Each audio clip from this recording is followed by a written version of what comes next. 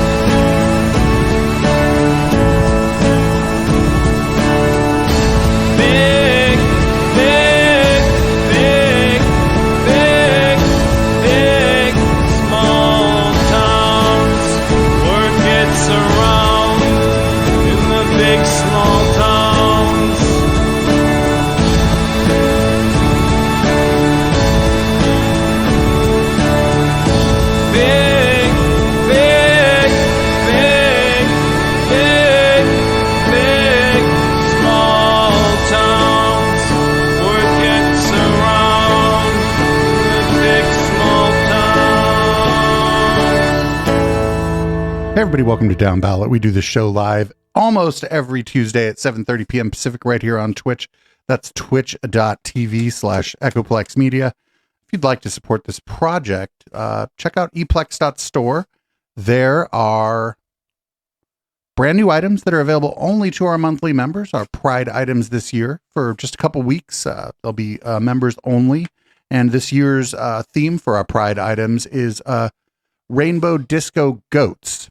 And Totes my goats. Yeah, Totes that's actually a tote my bag goats. on there that says Totes my goats.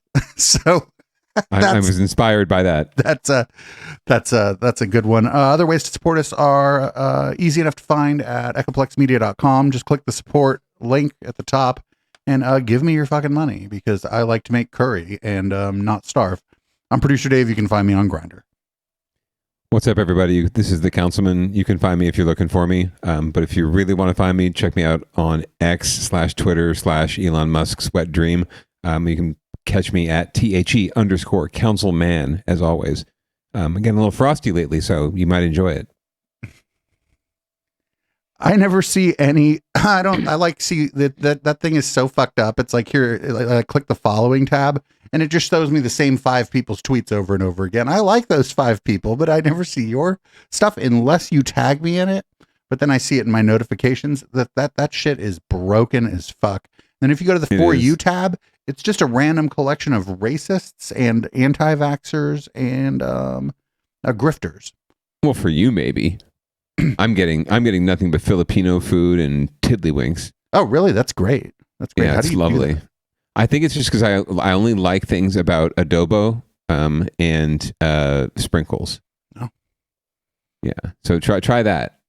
I think you engage with all the the lowest common denominator of society. So I think that Twitter is basically telling you it thinks you want to talk to these people constantly. Well, so I do, but them back to you. I do, but I don't click the For You tab ever because I know that it is not a good use of my time to continue to call Steven Crowder names. It is not for you, in other words. Right. And I just use Steven Crowder as an example. I'm quite sure he blocked me. I'm sure. We can check anytime. But first, we have a docket to get to, Producer Dave, for the people. Right. And we got 2 stories on leading off this week. What's the first one? Well, we got 2 stories because we took a week off, and there's been a story that's just been dominating local politics here in Santa Clara County and San Mateo County in the recount effort in California Congressional District 16, which was spurred, as we all know, by supporters of Sam Liccardo, who came in first and really wasn't to benefit either of the candidates who tied for second and were advancing to the runoff because neither one of them wanted to have a recount because they were both in, right? So anyway, it's been about a 2-week process. As of today, it's been 2 weeks that both counties have been counting. They are just about done. I'll have an update on that in a little bit after we have these news hits. The first of which being He Speaks, the person behind the recount who requested the recount, who said up and down on X and other social media that he would be making one statement about all of this, which he made, and then proceeded to make more statements.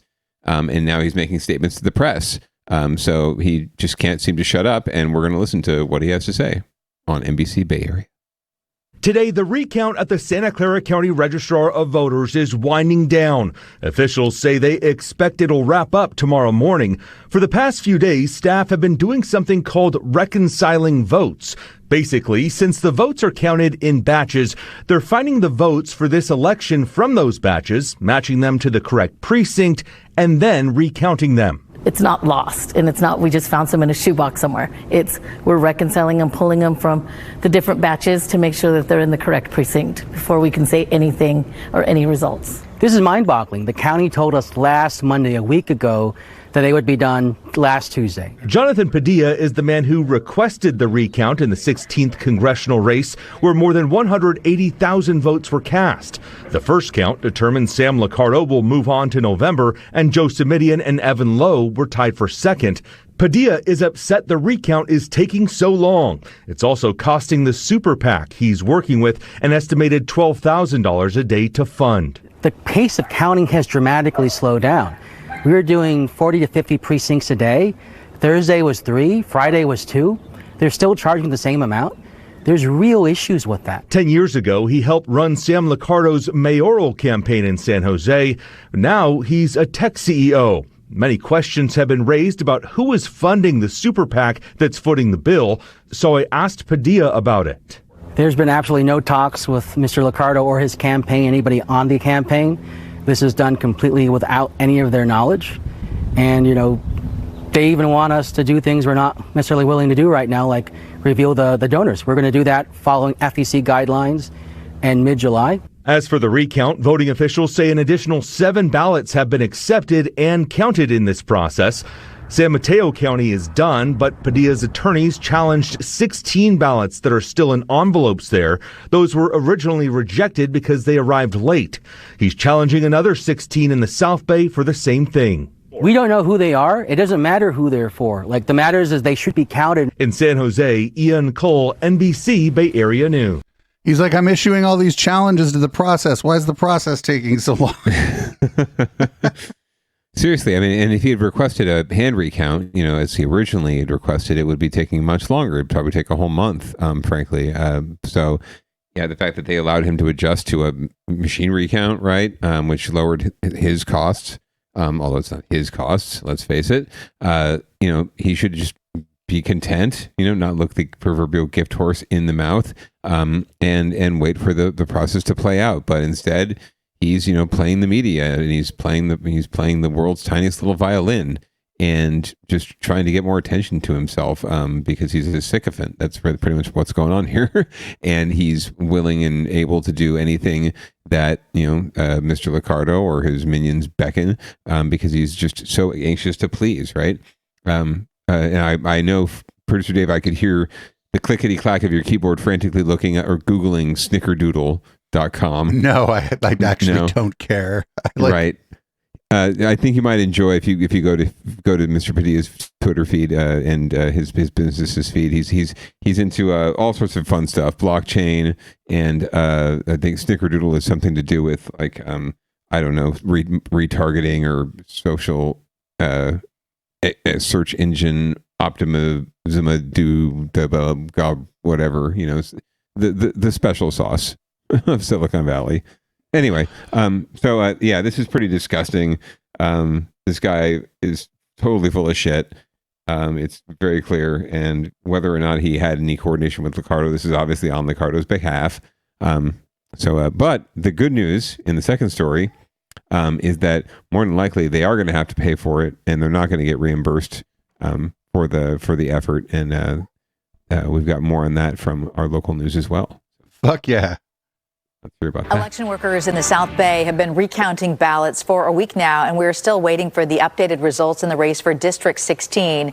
The recount comes after an historic tie between Assemblymember Evan Lowe and Supervisor Joe Simidian, with former Mayor Sam Liccardo leading the race. Now, officials say whoever requested this recount is not getting their money back, even if there is a change in the candidates' positions. KTVU South Bay reporter Jesse Gary joins us now live at the Santa Clara County Registrar of Voters tonight to explain. Jesse. Julie, good evening to you. The California Secretary of State had to make an interpretation of a little used law.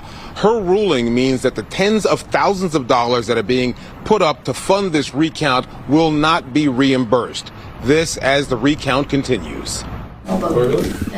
In a cramped, cubicle-filled room inside the Santa Clara County Registrar of Voters, the painstaking task of a rarely seen recount is done under the gaze of onlookers, representatives of Evan Lowe and Joe Simidian, looking and challenging any and all irregularities. The votes have been counted. They're now being recounted.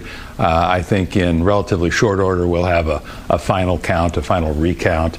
And until then, you just wait and watch and hope for the best. 7 days after the start of the recount, Simidian is ahead by 1 vote in Santa Clara County. There are always ballots that are set aside because something can't be verified.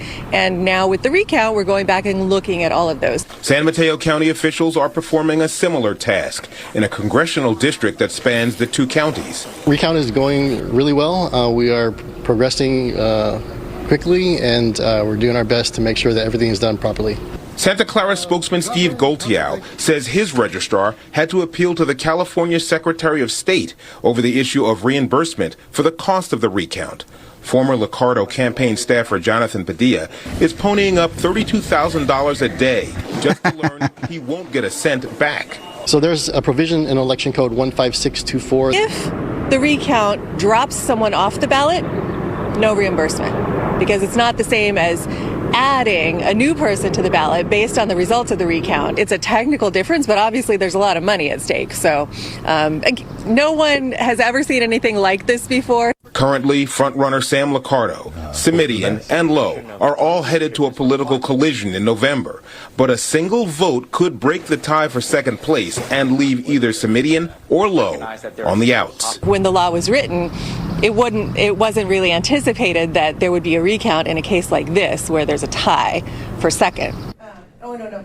We're finished. Officials here say the recount could wrap Friday, at which point they'll certify the results, send it off to the Secretary of State for a stamp of approval. San Mateo County would do the same. No response from Evan Lowe or his campaign, but the end of the recount may not be the end of this issue because there's been a complaint filed with the Federal Elections Commission over the financing behind the recount, and that could wind up in court. We're live outside the Registrar of Voters here in San Jose. Jesse Gary, KTVU, Fox 2 News. Julie, back up to you in Oakland. All right. So I like that guy that he had two pairs of sunglasses, one that was actually sunglasses and one that was a tie clip. And then in addition to his tie, he had a brooch that was a bow tie. And so I just like that he had two sets of glasses and two ties. I thought that was very classy. Very classy. Yeah, absolutely. Well, there you go. So 30. We heard in the previous story 12,000 a day.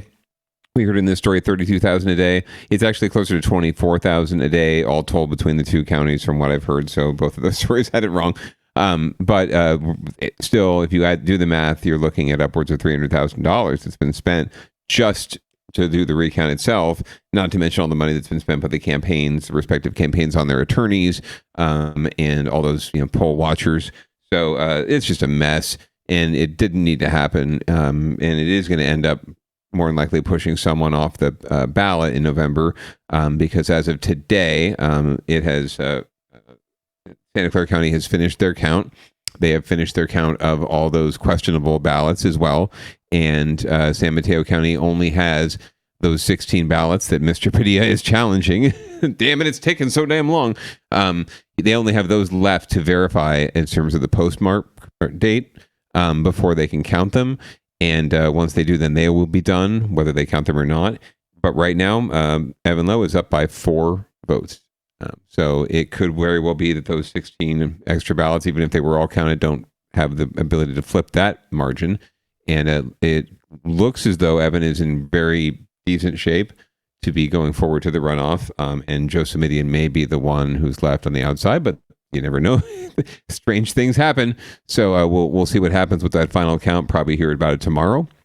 We do not have any report live here in Downballot, unfortunately. But as Producer Dave has noted before, whoever misses out is going to be right pissed, and they're going to have a reason. They're going to have a damn good reason to be.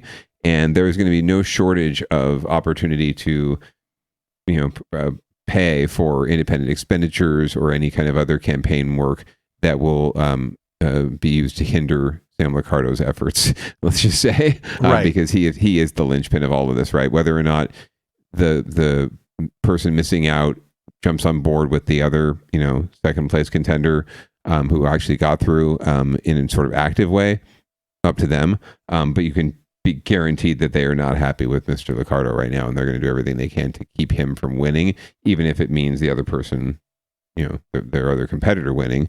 Who might just be more tolerable to them at this point.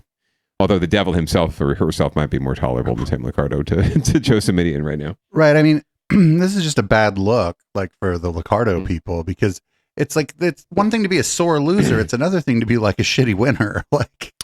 Yes. And just to be using all of is everything they're doing legal? Yeah. It's absolutely 100% legal. They're totally within their rights to do this.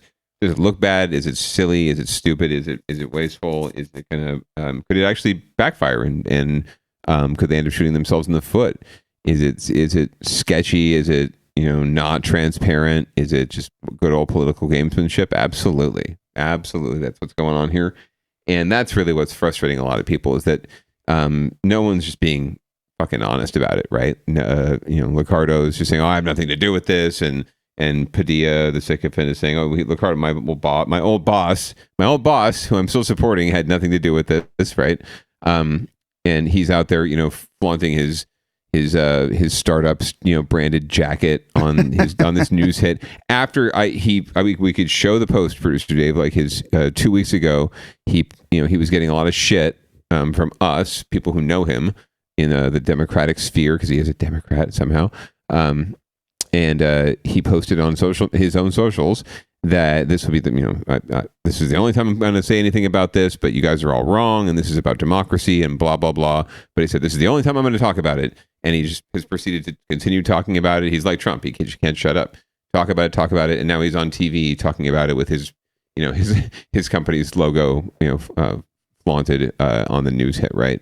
So, can't trust this guy, can't trust Liccardo, can't trust anything behind this whole mess. But I'm just really glad that they're going to have to pay for it, and they're not getting reimbursed, and they're going to be able to use legal maneuvering to get their money back, no matter what happens. And they might end up running against their worst nightmare, Evan Lowe. They do not want to run against Evan head to head. They really don't. He is a fierce competitor. And, and like I said, it's just, not only are they gonna, if Evan Lowe does end up winning, not only are they going to end up against who I think is like the stronger of the two candidates, maybe in a general, but now the other person's supporters maybe are going to be a little less inclined to even really think about, like, they're going to be like, oh, well, these people pulled some shady shit, so I'm going to go vote for the people who didn't pull some shady shit, actually. Right. Or they just don't vote, right? They just like, oh, I don't want to, I was inclined to vote for this guy, but he's shady. That's nasty. Well, I don't really like this Evan Lowe guy. I don't like gay Asians. So, whatever. I'm just going to vote. I'm going to vote nothing. I'm going to vote no, none of the above. But that hurts Liccardo, right? That hurts him. If anyone who was inclined to support him doesn't, whether they're voting for Evan or they're not voting, that hurts. I think this could be the worst nightmare for Sam. Whether or not he intended to or wanted to run, I don't know who he would prefer to run against. But by doing the recount in the first place, he was absolutely trying to set this up as a head to head.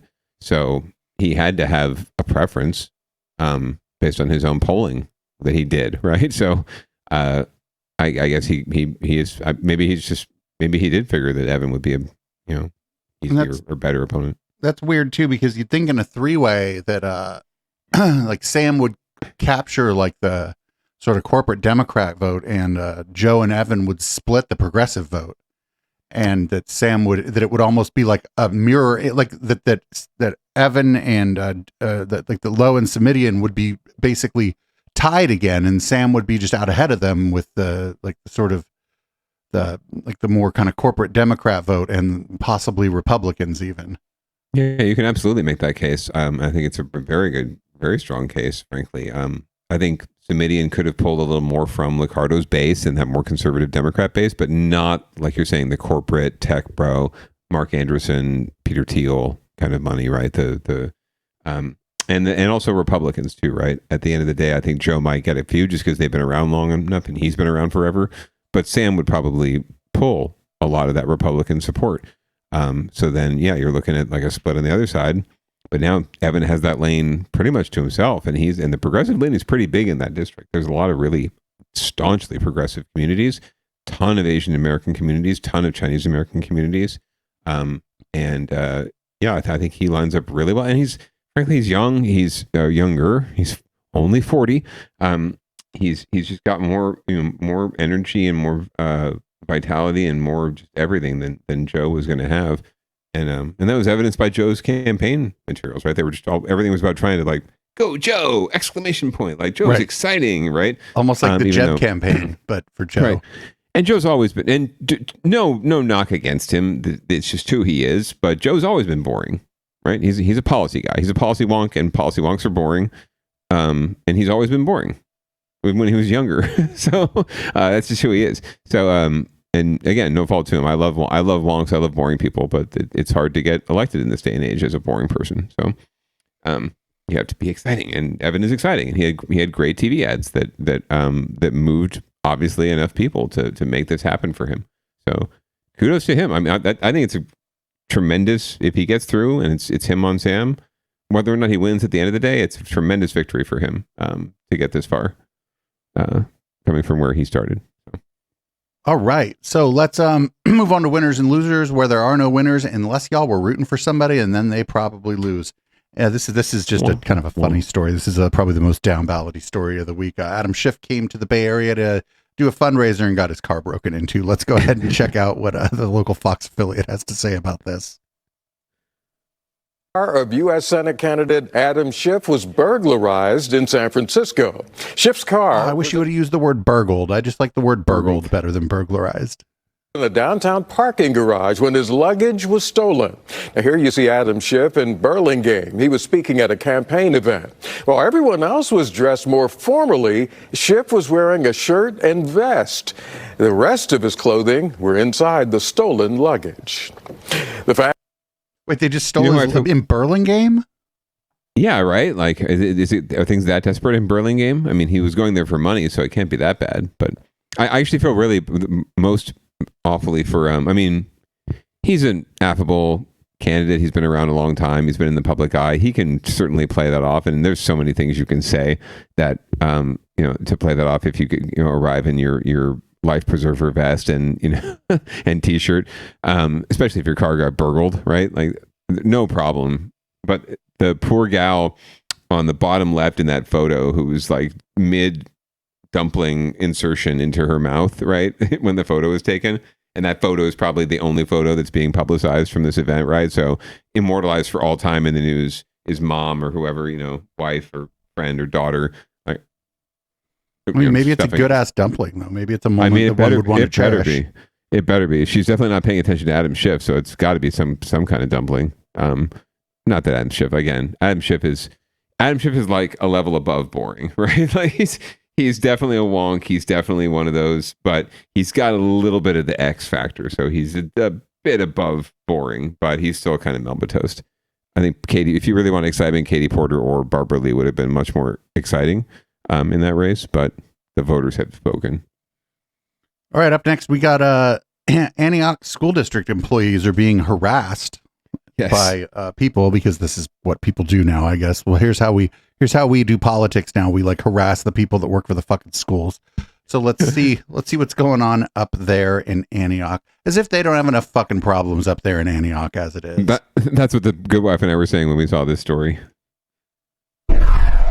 A last-minute change of plans in Antioch. It was supposed to be a special meeting for the school board, but it turned into a community session. This is all about the superintendent of Antioch and allegations of bullying within her staff. This is a story that we broke last week, and in light of our investigation, the school board president is calling on the superintendent to resign. NBC's Pete Serratos has the details.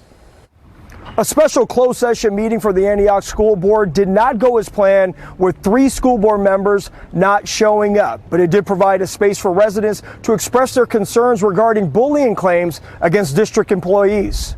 Yes, this is no longer an official school board meeting. With only 2 school board members present for tonight's closed session meeting, the Antioch School Board did not reach quorum to discuss the future of its superintendent, Stephanie Anello. Last week, our investigative unit uncovering bullying claims by the Antioch Unified School District Director of Facilities, Maintenance and Operations, Kenneth Turnage. Our investigation confirming at least 10 employee complaints about Turnage, including this one, where he directed 2 workers to move an employee's desk to a rooftop. Wait, what? To allegedly publicly humiliate him.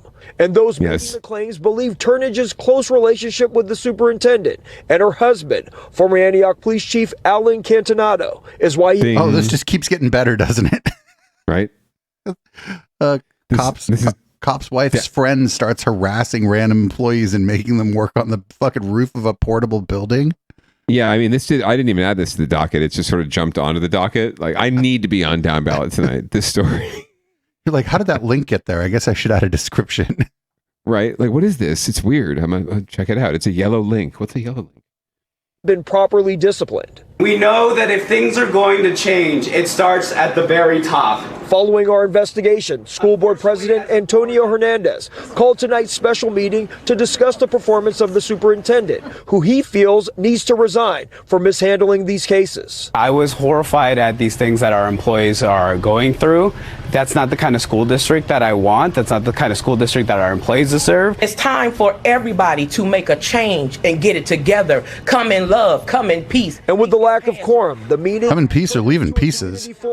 With dozens of speakers expressing their concerns about these claims. Nothing was done, and we begged and begged for help. Kim Atkinson was one of the district employees who came forward with bullying claims in our investigation. Says the report. She says the past week has been rough, but seeing the community support tonight gives her hope that her story could lead to changes. So proud. I can't even put into words how proud I am and how brave they were to be here tonight and speak from their hearts. In response to our investigation, Anello is calling for an independent investigation into the bullying claims and will remove herself from any of the investigative proceedings. NBC has reached out to 3 board members not in attendance tonight, and they have not responded. We have also reached out repeatedly to Anello, her husband, and Turnage, but no response as of this report. As for the next steps by the school board regarding the future of the superintendent, board member Dr. Jagwanana Lathan, one of the 2 school board members at tonight's meeting, had this to say. We have a board meeting May 8th. I encourage people to come and express their same concerns and to make demands that leadership changes. In Antioch, Pete Serratos, NBC Bay Area News. Ooh, Antioch's not having a great time of it lately, are they? It is a spicy place to be right now, yes. And I just love the twisted web that goes from the police department to the school district, right? Through this this marriage of convenience of these tortured souls. Have you ever had any hazing or bullying happen to you in a workplace environment, Producer Dave? Nothing like... Yeah, I mean, I worked in customer service for a while, and people will fuck with you a little bit there, but most of the time it was like funny, and like it wasn't like, oh, your desk's actually on the roof of a portable building now, right? Right. Like, you know what I'm saying? It was, it was just funny stuff, just sort of things that you do maybe to get into somebody's way. Maybe you just stand, just little, not to say that I probably did my fair share of that shit too. You ate their leftover lunch, their leftover sandwich from the fridge, something like that. Yeah, no, this is puff the pail. I can't believe that this was allowed to go on for so long, but it makes perfect sense when your superintendent's sleeping at the wheel and is best friends with the asshat who's doing it, and they're all connected, or she's married to the former police chief at a department that's just been, just wrought with, racists and bigotry and injustice. So this is one twisted little city you got going on there, Antioch. I feel really bad for the residents who are just like, what the fuck just happened, man? It's got to feel like PTSD. But this could also be a situation where a lot of this stuff's going down because there maybe isn't a lot of civic engagement because it's kind of like a suburban place. Yeah. These things fester for a long time. So, I mean, real quick, not to get too deep into it, but with this board president, right, tried to found out what was going down, and rightly so, tried to call a special meeting to talk about it. And 3 board members who were loyal to the superintendent, or just didn't want to deal with it, didn't show up, right? So they couldn't have a quorum, they couldn't have a meeting because there's 5 board members and you need at least half plus 1. So they couldn't even have a legit meeting, right? But this guy's trying to do the right thing, and the rest of his board is too chicken shit to do anything. In addition to that, the only real power that school boards have is hiring and firing their superintendent, right? They theoretically get to review their superintendent's contract, and they're the ones that hire that superintendent. And then the superintendent hires everyone else and does all of the employee management themselves, right? But the board is supposed to be overseeing and watching their house. But that basic responsibility does not happen on a regular basis in almost any district. There's even districts where I know that, there have been board members who have come on board and wanted to, review the superintendent and hold them accountable. But there weren't even processes like the superintendent or their attorney or themselves or, in their contract built in protections so that they're pretty much, they don't have tenure, right, quote unquote, but they're pretty much protected against any kind of review, right? They can just go on ad nauseum until they decide until their contract runs out, or they decide they want to leave their contract. And the board has no power whatsoever, right? Even though they might want to do, even if a board majority wanted to do something. So that's the real, secret underbelly of school boards and how school governance is in California, at least, is that the superintendents have all the power, and they either control their boards, right? They manipulate their boards into following their will, or they neutralize their boards by getting themselves so entrenched in their job that they can't be removed from it, right? And if there's any sort of controversy, they just move on, and they're easily hired by other districts, right? I've seen superintendents that left one district in disgrace and were hired by another district in the same area for salaries in the hundreds of thousands of dollars. So failing up is definitely a thing in this world, and it's sad to see. Yeah, well, like I said, it just seems like Antioch can't really catch a break in any of these news stories. Well, who we say always is that, especially with school districts, right? Are the real losers? It's the kids, right? Right. The kids and the residents and the people, the taxpayers, people are paying for these schools, whether they have kids there or not, right? It's all of us. We're the ones that get screwed, and that's why we cover these things, so we let you know you're being screwed, so that hopefully we can do something about it collectively. But it doesn't solve anything like in the near term, right? We're still getting screwed. Well, up next we have another thing about schools. This is in San Jose. This is actually, I think it's pretty funny. It's adjacent. It's related. So don't always trust the head of the PTA, and here's why from NBC Bay Area. He seems so nice. Disheartening story involving a South Bay school community. The PTA president is accused of stealing hundreds of thousands of dollars from the school. NBC's Ian Cole has the exclusive new details on the arrest and investigation. The parents at Schallenberger Elementary School in San Jose say they're disgusted after hearing the former president of their home and school association allegedly stole more than $400,000 from the school's account. Prosecutors claim the theft happened over 4 years when she was the group president. 51-year-old Taysa Knight was arrested by San Jose police Tuesday.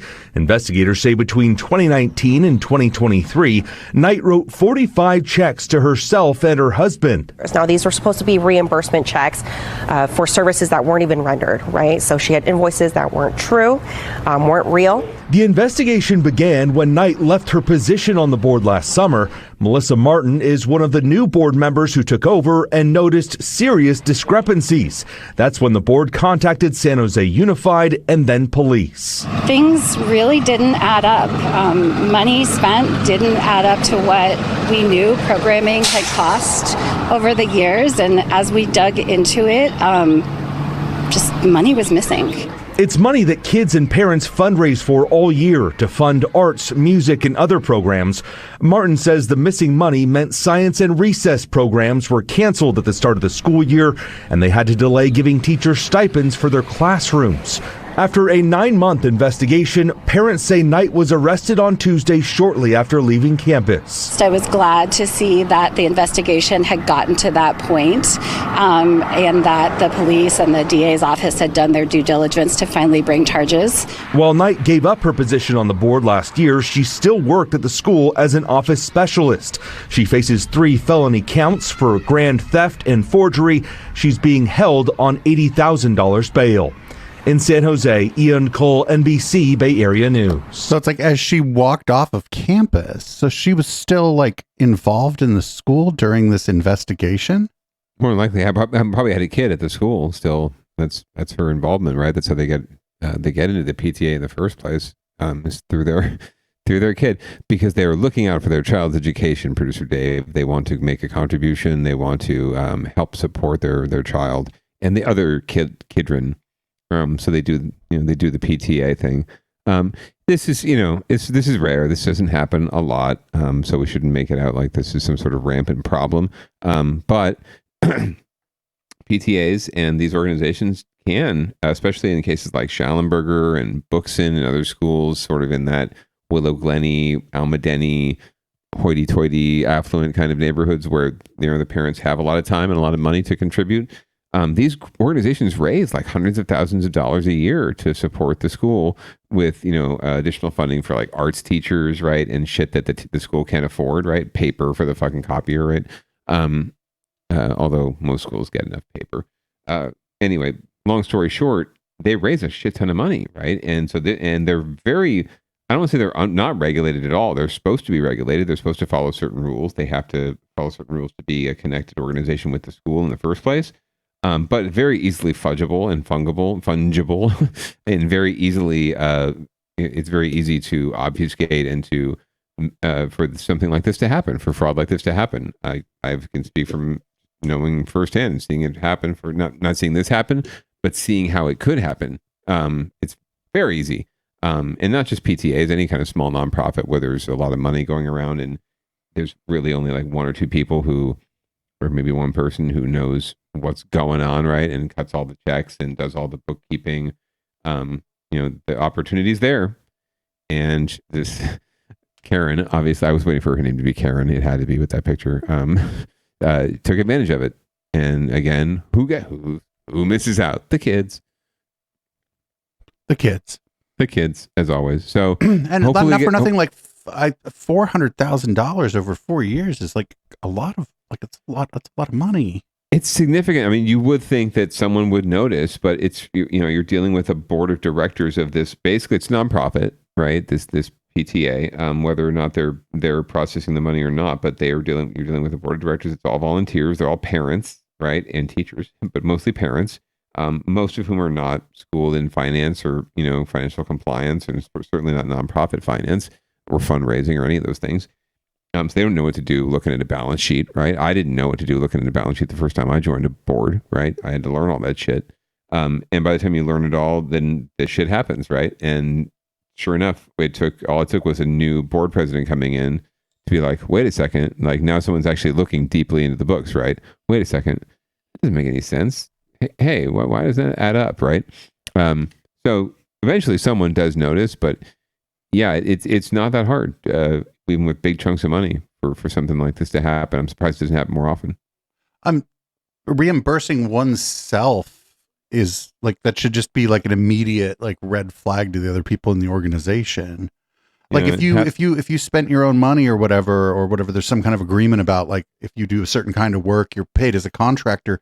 Maybe somebody else in the organization should have to look over it and write the fucking check instead of you just being like, oh, 10 for me, 0 for the school, 20 for me, 0 for the school. Right. They're supposed to be tracking all this stuff for a report. Like they're supposed to get audited, which is another, they would have caught this eventually, is what I'm saying. I mean, they would have found, the school or someone would have found this eventually. So I'm surprised that they were so brazen and stealing that much money. Like maybe if it was a smaller amount, they may not have caught it, but this was going to get caught eventually because they do audits. They do have to have a paper trail of some sort. The only way they'd get away with it if there wasn't an audit, if the district was behind, right, on their audit work, which is not entirely implausible given the shortage of staff. That's what could let it go on or be undiscovered. And by the time it's discovered, like too late, right? You're not getting the money back anyway. I don't know if they're getting the money back here either. They might have spent it all. Who knows? They might have gone to Vegas or renovated their house. Who knows? It's all gone. But yeah, it would seem like a lot. There's just not enough people minding the fort. They do have to have paper trails that they're supposed to, but again, who's asking, right? So in more news of San Jose, Mayor Ed 209 helped install a license plate scanner, which is totally on brand and in character for him. Let's see if the news has any negative things to say about this, or if they're just like, oh, what a great guy. What a great guy. Residents in the Plata Arroyo neighborhood of East San Jose love where they live, but they worry about their safety. We've had shootings, we've had murders, we've had auto theft, we had tons of crime. So the quality of life issue that we need in the East Valley, that's what this is helping us with. This is one of the 500 flock safety automated license plate readers being installed throughout San Jose. It aims to make this neighborhood safer, just like other cameras have done across the city. Our ALPR network has helped our officers catch suspects with ghost guns, drugs, stolen packages, outstanding warrants for rape and domestic violence, and even a group of teens responsible for 60 vehicle break-ins. The cameras take a picture of the back of a car to identify the make, model, color, and license plate characters. When a crime occurs, police use the cameras to search for these identifiers to solve the case. These cameras make a difference by helping to identify and apprehend suspects curbing criminal activity, and providing crime victims with a feeling of closure and justice. The video's retained for 365 days. That's 10 times longer than most cities that use flock cameras. And privacy expert Mike Katz-Lacabe worries the longer a video is kept, the higher the risk. Not only of the information being compromised, but for the ability of someone who has access to that to abuse it. And the fact is, we do not have good mechanisms of oversight that would actually review the logs of who's accessed it and what for to determine whether or not there's abuse. SJPD Acting Chief Paul Joseph says the cameras are never used for immigration control or other non-investigatory causes that would impact privacy. He says they're used to solve crimes and make the community feel safe, like here in Plata Arroyo. We're not afraid to go up and down Alum Rock Avenue because our community has been fighting for these protections, and slowly but surely and financially, they've been coming. In East San Jose, Dustin Dorsey, ABC 7 News. Yeah, fuck these license plate cameras. Yes, agreed. Fuck all of these cameras. Fuck the red light cameras. Fuck the speeding cameras. Fuck all of them. Like, do your job, police. Well, stop creating a surveillance state where all this data is where is it stored? In some sort of secure server? No, government server that could be hacked at any time. Well, I'm not so much worried about what a hacker is going to do with it, right? I'm worried about like what people who are going to get this information through legal means are going to do with it, right? like what, are they selling this metadata? Like they probably say they aren't, but that doesn't mean they aren't. You know, who fucking knows? Like, what about the company that's running all this? Because it's not like this is it's not like the city's running all of this, right? They contracted somebody out for like the cloud services and all that on this. And those people have access to this data. Like, and they're keeping it for a fucking year? Yep. Very important. Got to have access. Like a year? Yeah. So that's a lot. I take it in the data world. No, most of these places keep it for like any of this stuff gets kept for like a month. Right, and then, right, unless it's used for something, right, or evidence or whatever. Yeah, yep. I'm not super enthused about driving on the east side right now. But again, all the lovely east side council members and officials stand up behind Mayor Ed 209 because they have to look good on public safety and crimes too, right? They have to look like they're being tough on crimes, or they're going to get ousted even by their own folks, the people that support them. People from the community, their gente, right? They will oust them in a minute as soon as their car starts getting broken into, right? Because it's their fault. I also I'm just not sure that these are, you know, okay, well, this information was used or whatever in the process of, you know, a stolen car ring or whatever. But they don't mention like that. Was this pivotal, or was it just like one other thing that was used in the, you know, discovery of this car theft ring or whatever? And if it was just one other thing, would they have, you know, uncovered this car theft ring without violating everyone's privacy who happens to drive through that fucking neighborhood? Like, I don't know, like, are they, oh man, because there's so much stuff attached to your license plate. Like your DMV information is like, there's all kinds of personal information that is associated with your license plate. And that should be fine, right? Because that's why you have a license plate on your car. Sure. And it's public, right? Technically. Yeah, but it is an invasion. You're not doing anything wrong, right? There's nothing, you're not doing anything suspect necessarily. You're not doing anything but just driving through a neighborhood, and the camera captures, right? It's not like you're speeding or you ran a red light or any of that, right? It just grabs your information and stores it for a year, and you didn't do anything. You didn't request that. You didn't do anything to merit that. Even you didn't even do anything to be suspected of meriting doing that. So much like facial recognition and other tools, right? It's pre-crime. It's trying to capture people before they commit crimes. Trying to profile a community before it, without cause, without justification. And it's like it's like as if there weren't enough other gross, you know, violations of your privacy. I know people like, oh, you have a constitutional right to privacy. No, you don't. It doesn't say that anywhere, actually. Nope. But like already like your phone carrier's doing it. Fucking any app you got on your phone's doing it. Your fucking maybe even the person who manufactured your phone's doing it. Like now you got the city doing it. Like and they're like even deputizing people essentially who have a fucking Ring camera now, because if you don't specifically opt out, now your Ring camera is like accessible by by law enforcement. And like it's like, yo, like people people talk about London as being this massive surveillance state, but we're gonna catch up. Oh, very much so. I mean, we're there in a lot of ways already, right? You know this. So, if anything, it's just that this is an area where we're a little squishier about it. And we do have people that subscribe to the ACLU newsletter and know a thing or two, right? So it's just harder to get these things implemented. But now the will is there. The public will is there. People in Almaden and Willow Glen feel scared, right? So but notice the license plate readers are going up.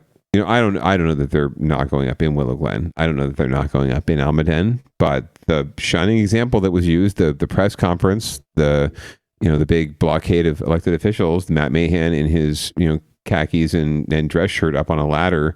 Ladder safety requires 2 people, by the way, and he was alone on that ladder, and no one was paying attention. He's up on the ladder. Maybe nobody cares.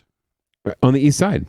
On the east side, right? They made a whole deal about the east side and needing to, increase public safety. I don't hear about these things going in like in my hood, right? In my neighborhood. It's not happening here in affluent Rose Garden-ish San Jose, right? It's going on the east side. So that people like me in my neighborhood, people in Almaden, people in Willow Glen can feel safer, right? Because somewhere in the city, someone's getting busted because of these cameras, right? And they're not going to come to my neighborhood and do crime. So therefore, or somewhere else. They're not going to do crime to me somewhere else. So I feel safer in my little community now. Meanwhile, it's an entire community that's getting, once again, racially profiled and and segregated and surveilled again. All right.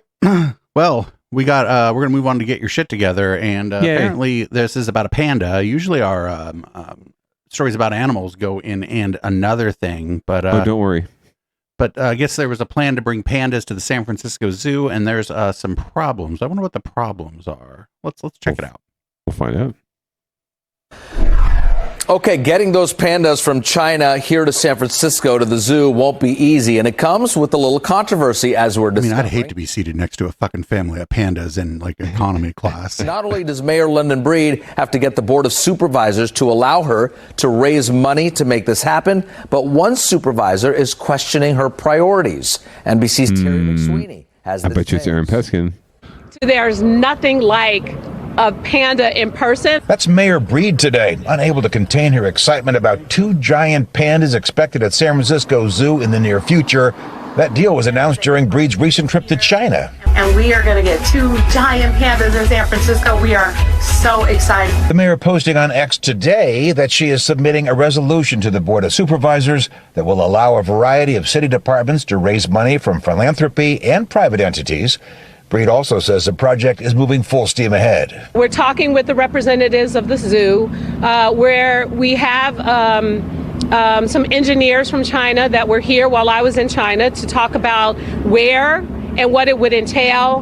We have an architect, we have people working on it. But supervisor and candidate for mayor, Asha Safai. Oh shit, you were wrong. I thought it was going to be Peskin too, just because I heard there was a fucking television camera somewhere. Right, the other candidate is tone deaf for announcing what could be a $25 million fundraiser in this time of massive budget cuts. In the same breath, in the same couple days that they announced $24 million in cuts to essential after-school and youth programs. Safai says the city should do what it did during COVID and work with the private sector to help pay the city's bills. We're going to go out, we're going to work with just like we did during our most difficult times 3-4 years ago. We're going to raise that money, we're going to fill that gap. And by the way, let's go out and raise money to bring a panda to San Francisco. Why not? Mayor Breed says if she gets the green light from the Board of Supervisors and is successful with the fundraising, those 2 giant pandas could be here at San Francisco Zoo by next year. And then she adds, but the sooner the better. In San Francisco, Terry McSweeney, NBC Bay Area News. I don't care. Sooner the better, producer Dave. Sooner the better. So I have a couple problems. One, it's like, are the pandas going to enjoy the trip there? No. Like they're going to be stuck in this little tiny fucking cage, stuffed on an airplane that they don't understand. You're going to traumatize these fucking pandas for like no real. I mean, was it going to bring a bunch of people to the zoo? Okay, maybe it'll bring some people to the zoo. Are people going to enjoy it? Sure, but that's not really what a panda is for. No. And they may be on a boat, but it doesn't make any difference, really. They're in a cage and they're in a box, and they're not going to be happy about this at all. And they're not going to be happy in a zoo anyway. I mean, these are wild creatures, right? Pandas are actually really wild creatures. Like they get around. They love their outdoors. And you're just, cramping them up, making them eat eucalyptus and get all high all day, and just zone out, right? Like the koalas. This is so obviously I don't know the timing, whatever, but it's so obviously something, just an optical illusion that Mayor Breed pulls out of her ass because people are, there might be people out there that are pissed at her for being a bootlicker and trying to, forefront a police surveillance state in San Francisco. So she throws everyone a bone with the cute panda and tries to distract everybody, and really trumps up this story to the point where now it's got to get done, right? And now, but one of her opponents is using it for himself as leverage for a free press hit. So now it's all coming back around full circle to bite her in the ass. I don't know. Sorry, go ahead. Oh, I just I don't understand. Can't they just borrow pandas from like a zoo that's closer by for a while? I think there's something to do with the Chinese government having some sort of exclusive rights with giant pandas. I don't know exactly what it is, but anyway, there might be something going on there because they're an endangered species, and there might be some international law that oversees it. I don't know. That's a good question. I do know this, that it's definitely a very convenient way to just distract and to focus on something else. But I bet she thought this would be a lot easier, and she didn't think about. She didn't think any of her opponents, even Aaron Peskin, didn't have the balls to go up against the pandas, right? Maybe he didn't hear there was a TV camera somewhere. Well, or maybe he just feels like being anti-panda is a bad look, right? So Safai can go ahead and do it, take those hits, and he'll just sort of sit there and wait and see what happens, right? As the pro and the anti-panda coalitions clash, and Peskin can be there in the middle, just sort of waiting to pounce, right, on the undecideds and the blessed silent majority of people who don't really have an opinion about pandas. He can be an enlightened panda centrist. Precisely. A moderate panda. A panda moderate. Oh panda moderate. Man, there's an album name in there somewhere. We'll keep tracking the ordeal of the pandas. Or not, and we'll never cover this story ever again. And maybe that's what Mayor Breed wants, actually, is to never have it come up again until the pandas are here and everyone can go pet them, even though you shouldn't pet a panda. Yeah, you don't touch the fucking panda. They're vicious as fuck. Yeah, and be careful. Be careful, kids. All right, well, we're going to move on to Downballot / Recall Watch. The first one we got here is the recall of the Alameda County DA. DA Price is going to happen, and it looks like the proponents of the recall want it to happen during a special election. I can't imagine why they wouldn't want it to happen during a bigger election. I don't have any idea, but we'll find out more from NBC Bay Area, probably. Maybe. The fate of the Alameda County District Attorney will soon be in the hands of voters. The question now, when will that election to potentially recall Pamela Price happen? NBC Bay Area's I heard there's one in November. We could as recall supporters push for a quick special election, some voters are pushing back.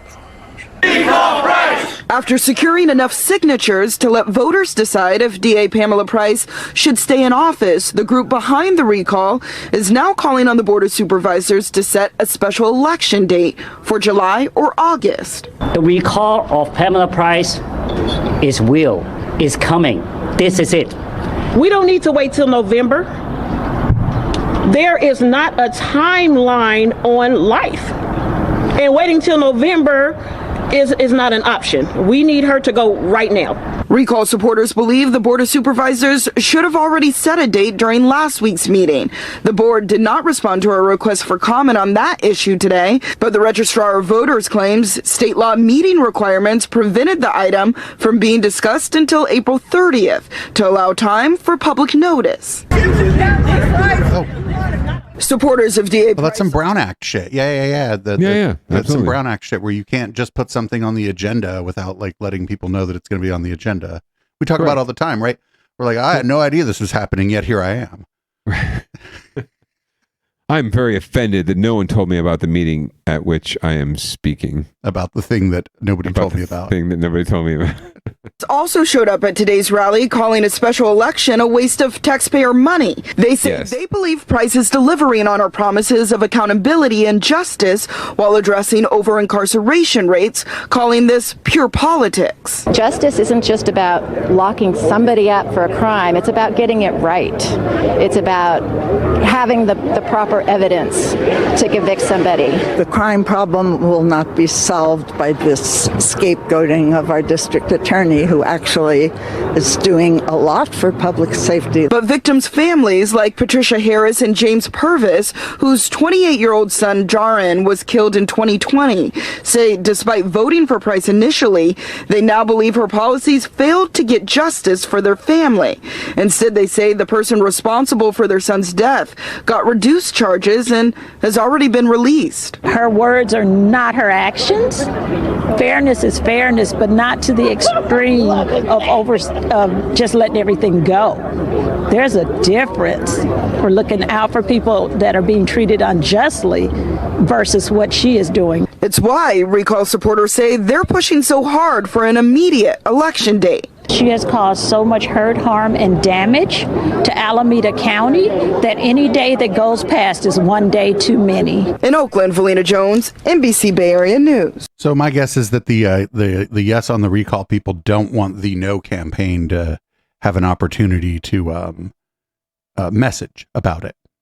Yeah, or organize about it, but really it's the electorate. It comes right down to who's voting, right? So you have a special election in June or July of it's an election year, but everyone already voted recently or was being harassed to vote in March, so no one's anticipating a vote, no one's expecting anything, and you're going to end up with the tiniest of the tiny electorates, the lowest common denominator, the conservative old white folks, right, who will be very susceptible to the message of recall. And the MAGA folks too. The most fervent folks are the ones that come out in special elections. So yeah, that would be a nightmare for DA Price, because it's very hard to motivate people to come out and defend someone. It's much easier to motivate them to come out and attack someone, and that's what the other side's going to be doing. So they absolutely want a special election. DA Price rightly wants this in November, with everyone else voting for everything else that they're going to vote for. And all those lovely progressives and people of color coming out to vote for her, despite whatever you might see from the faces that are being put forward by the proponents of the recall. I guarantee you the majority of the African-American community is with DA Price. I would venture to guess that most of the Asian-American community is with her. And all that's really happening here is a bunch of racist fucks who don't agree with criminal justice reform, trying to get their way because they didn't get it in a regular election, so now they want to get it in a special election. That's why they do the recall in the first place, right? Why would they do a recall if they felt like they could win in November, right? If they could win a regular election, they would just win a regular election.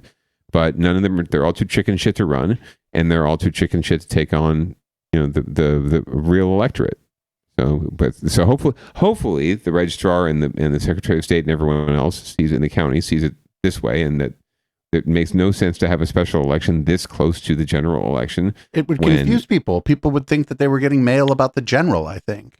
Correct. And you're also wasting a ton of money. It's something where you'd be spending a bunch of money. It's like startup cost for any kind of print job, right? Like just doing the thing, right? Or getting your car fixed, right? Getting your car fixed, like the servicing, right? There's like a baseline, right, that you're going to be paying.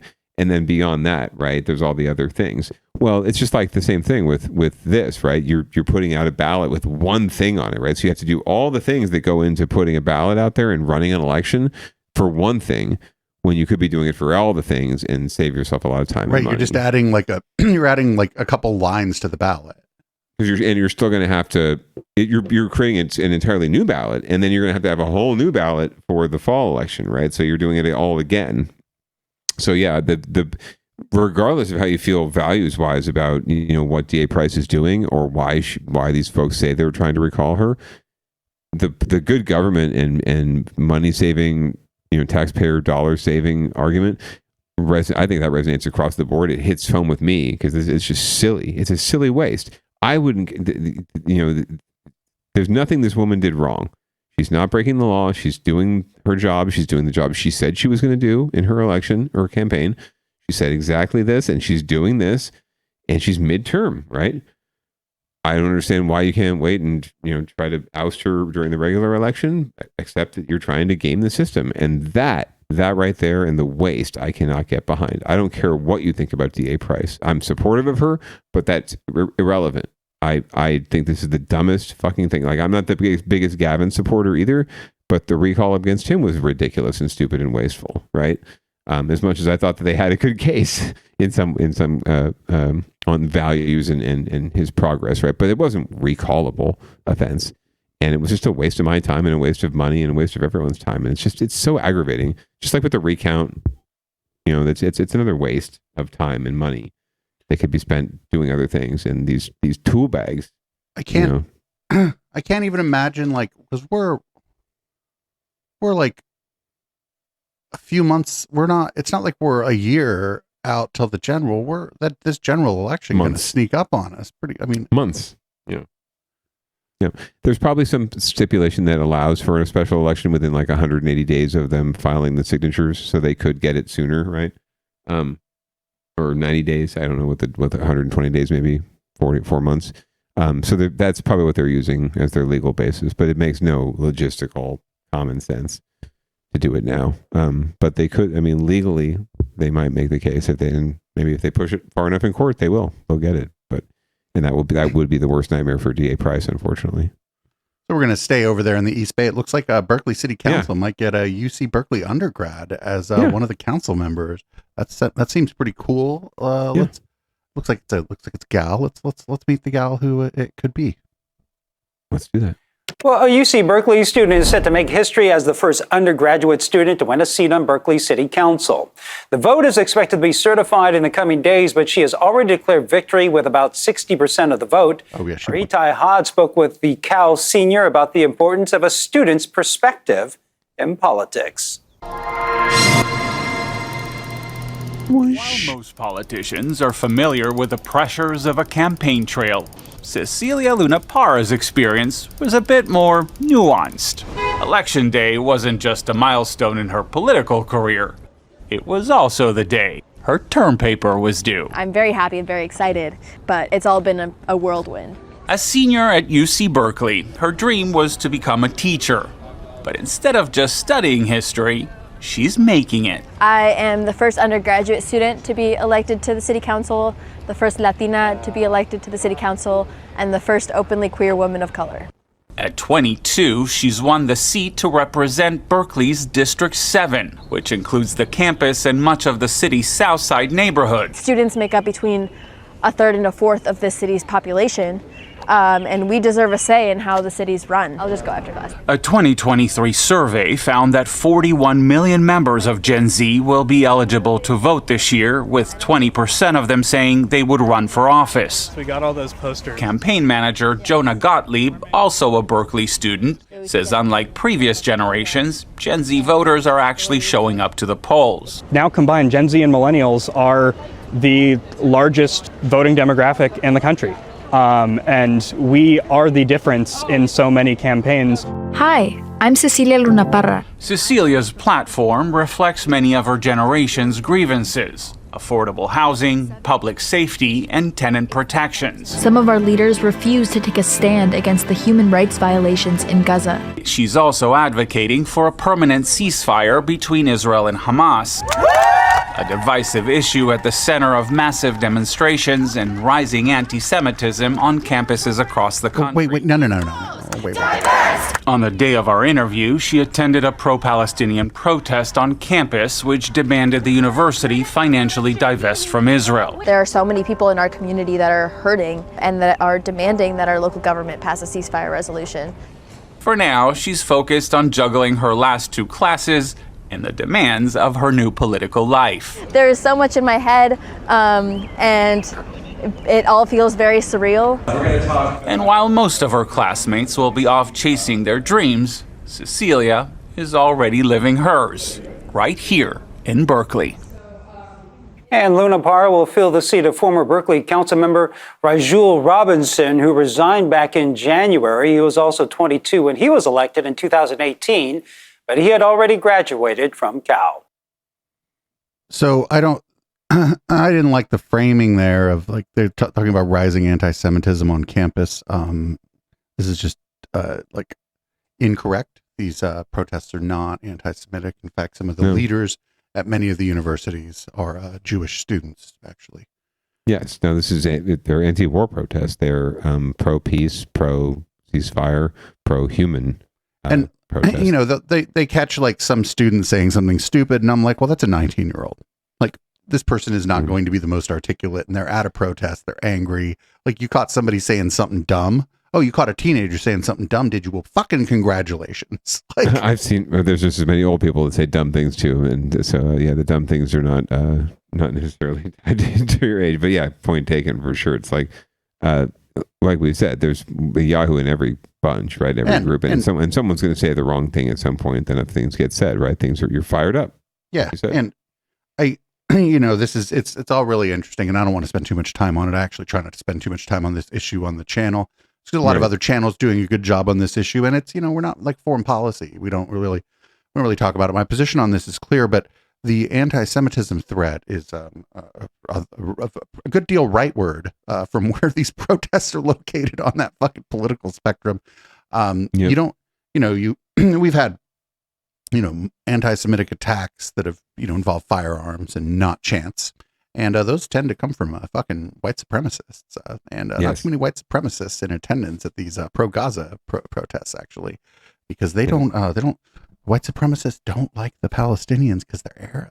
I didn't know if people knew that. They're Arabs. They are colored. So watch out. Yeah, no, I 100% agree. It's. Again, I will say it all the time. It's a shame that anti-Semitism gets lumped into being anti-war, right, or anti-Israel, even for that matter. You can perfectly. It's perfectly easy to, or it's perfectly legit to call out this government for their atrocities, and also not be, hateful against any religion or people or any kind of group, right? It's just like calling out our government here in the United States, while we were not founded by the people, like Christians, right, as a Christian haven. It's a very Judeo-Christian country, right, in terms of our rules, right, and our regulations and our founding documents. But I feel perfectly comfortable criticizing our government, and then feel like I'm criticizing Jesus, right, or followers of Jesus. Or for example, if Italy just started wilding out again, would that be anti-Catholic sentiment because there's a lot of Catholics in Italy, right? And then the Catholic Church is housed there, right? So not in Italy, but in the Vatican. But yeah, it's very similar. So I don't feel any problem calling them out or calling out our country. But for some, it's so fraught. It is so fraught. And for the most part too, this is not a. I mean, they don't think like. I don't think a lot of the protesters think they're going to have impact on the Israeli government, outside of the fact that they think they can have impact on the United States government, and that the United States government would be able to put pressure on the Israeli government. Like that's the line of influence that is, even, an 18-year-old student might not know that's the line of influence, or they might not be able to articulate that, but that's the line of influence. And I bet the organizers are pretty well aware of this. But good for her. I'm generally against cities getting into this, like having a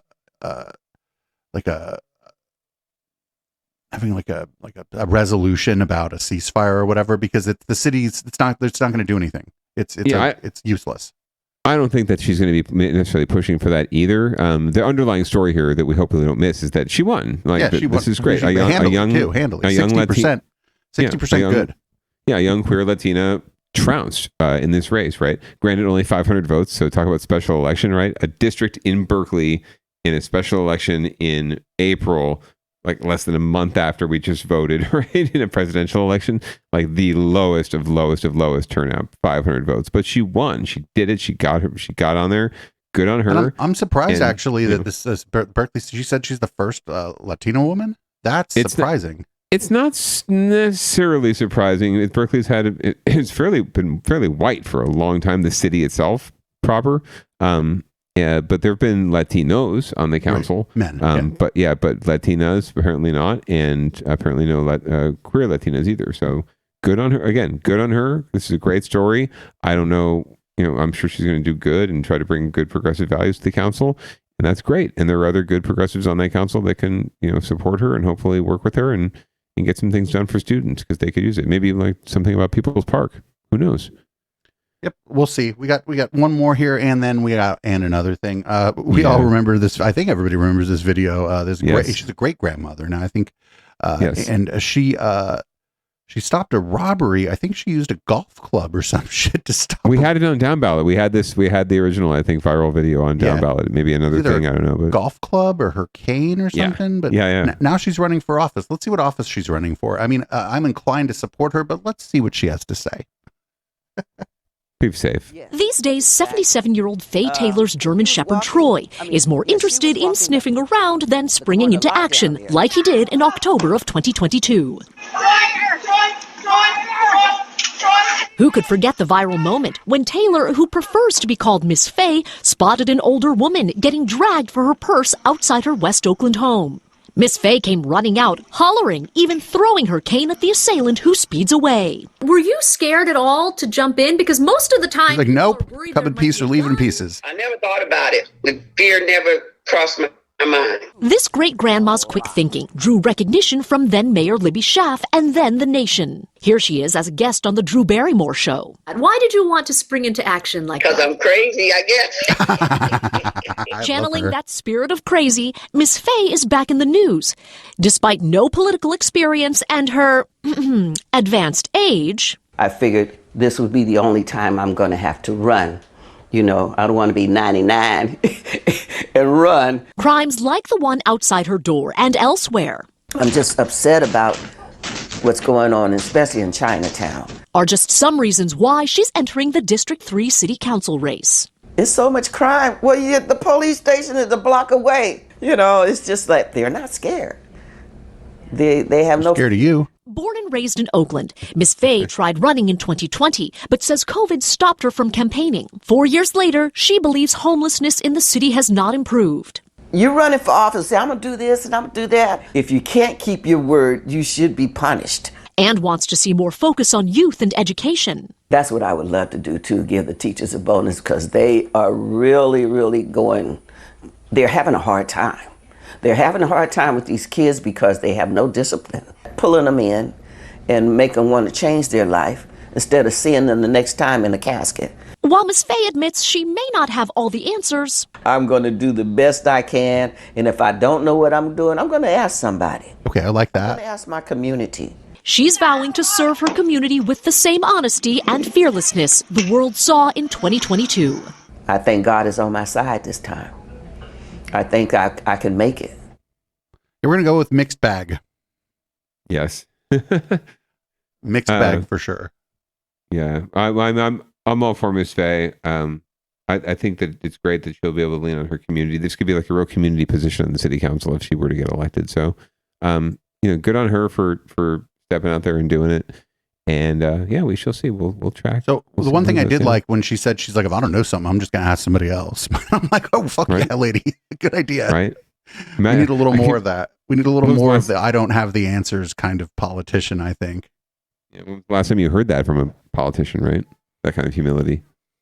Well, I mean, that's, the job of, like, for example, the president is primarily to hire the right people and delegate and listen to the advisors. People don't understand that that's mostly what the fuck, most presidents, right? Like, Barack Obama probably wasn't actually making all the decisions, right? He had He had a Wall Street up in there making the decision. So not great. Of course, not great. Yeah, you have a cabinet, and you have your national security advisors and council, right? And you have all sorts of other bodies that are doing the Joint Chiefs, right? You have plenty of people and advising you. Not usually the same at city council on the local level. That's one thing. But if you reach out, if you reach out around the neighborhood or around your community and say, hey, here's an issue I don't understand, you probably get a couple people come talk to you for sure.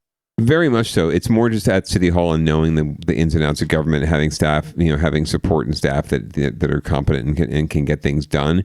It's not very common in city governments and in local governments. It's why you can see $400,000 getting embezzled from a PTA, right? There's just not a lot of people minding the ship and helping these folks who get elected to do the work, right? They suddenly get elected and they realize they don't know how to do the work, right? So we need to help them. We need to give them the tools and give them more resources, frankly. I get the feeling this lady's going to have no problem staffing up. I think she's a likable sort. If she wins, she got to win first. Yep. So I like this next story because it's about cats and dogs, but only kind of. This is another thing. I think we're just going to let this one ride. This is a twofer here. One, never mind. It's a twofer. And it's a mixed bag.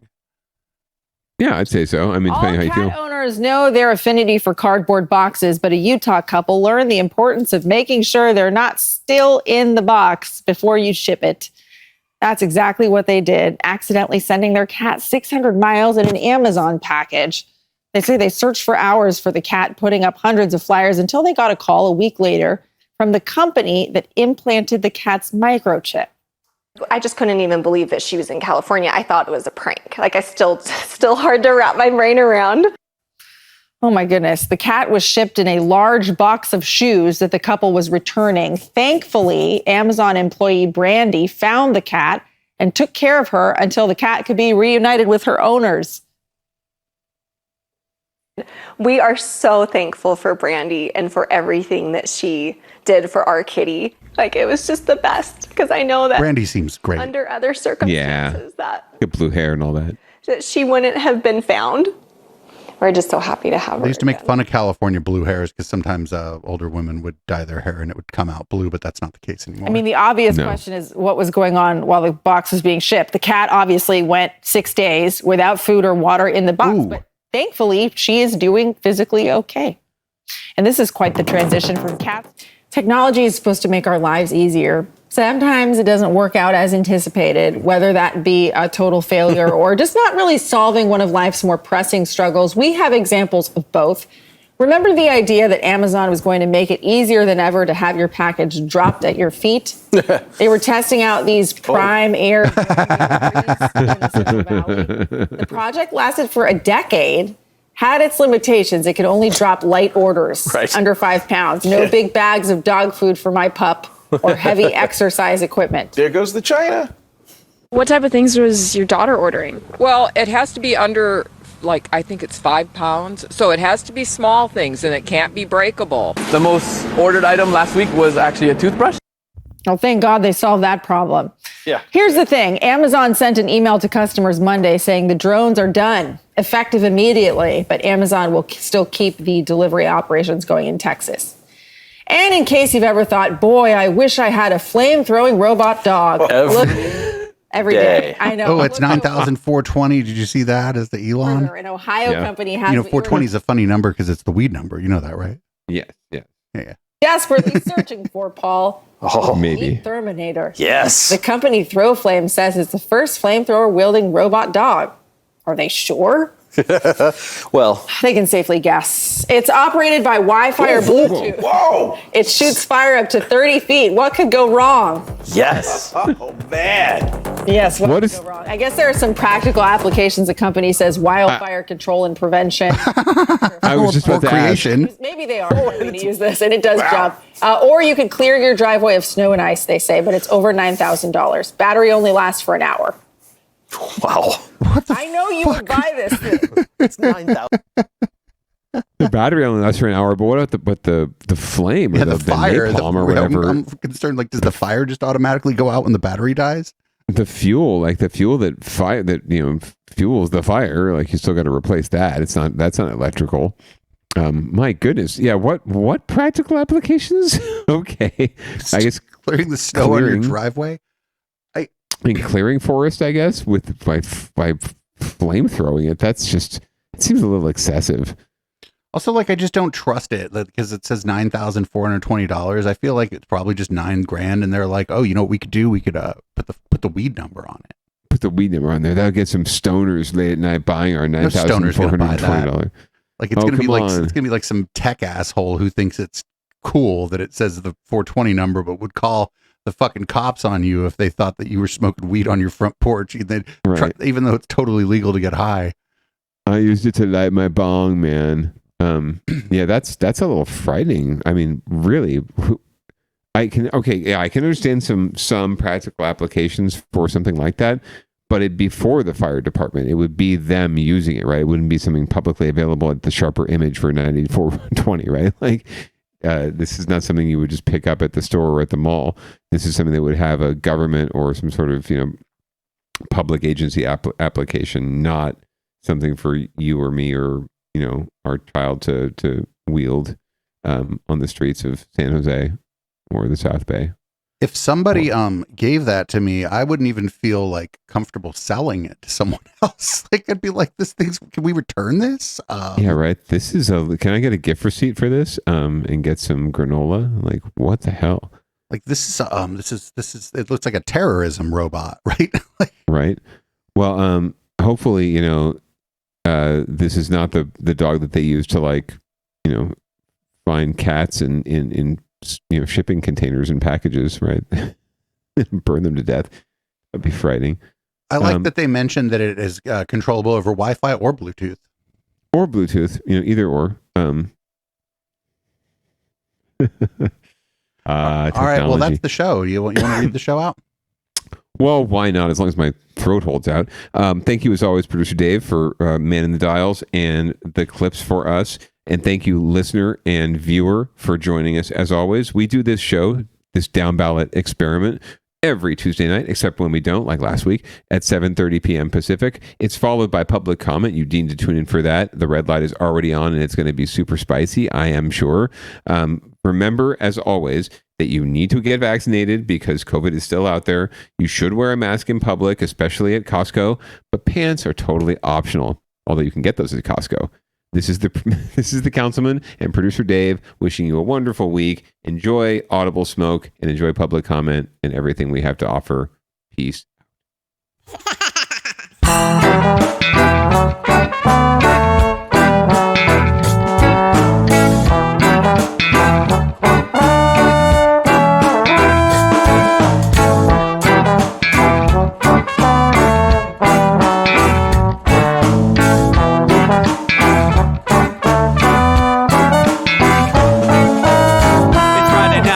Time to get the party started. Pick up my phone just to check and see who's calling. Dress up real nice for the ladies at the bar, and I'm driving in my car just to get to where they are. Here at the local scene is where I plant my feet. It's where I smoke my cigarette and I hold my drink. I look at all my friends, they're all blazing greens. Here at the front of the stage, waiting for MTV. Where are those guys who's standing next to me with a pipe in his hand, ready to blaze for me? About 5 minutes later, we're all singing Queen. Let's get the fuck up on stage and rock the scene, yeah. We do what we want, and what we want is to jam. So sit back and enjoy the band. We do what we want, and what we want is to jam. So sit back and enjoy the band. Enjoy that band. I turn and head back to the bar for a refill, man, because you know where we are. We're headed out to the car to smoke another one and another one. Now just when the magic starts kicking in, I hear relapse playing, you know it's time to head in.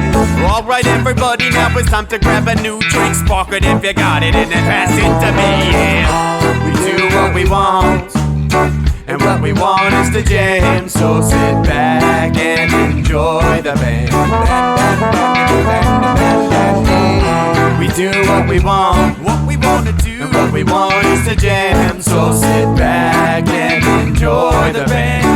Enjoy that band. Last up on the bill for the the show tonight is down and dirty, and 5, so we're headed outside to spark up another joint. Now who's got my light? A stoner E, of course. Shouldn't you be inside? I'm all up in this bitch, being who I gotta be. I'm fucked up like the U.S. economy. The truth is that I don't think logically. Stoner E take you on a psychedelic odyssey. Now inside motherfuckers is rocking me, and outside shit we smoke a lot of broccoli. Rockin' the rollie, all that sexy girl be jocking me. Ain't too drunk to fuck, but I'm probably doing sloppily.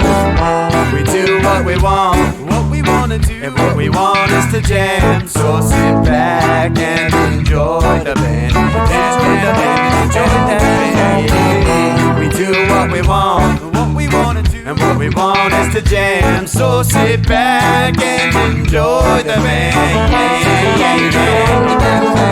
Molly say that he like jamming, and he hope he like jamming too. Well, I gotta say, thank you, Bob, we do.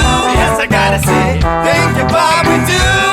Well, Bob Marley said that he like jamming, and he hope we like jamming too. Well, I gotta say, thank you, Bob, we do.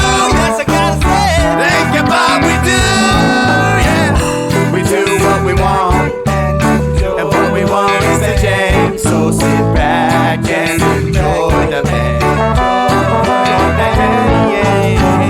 We do what we want, and what we wanna do, what we want is to jam. So sit back and enjoy the band.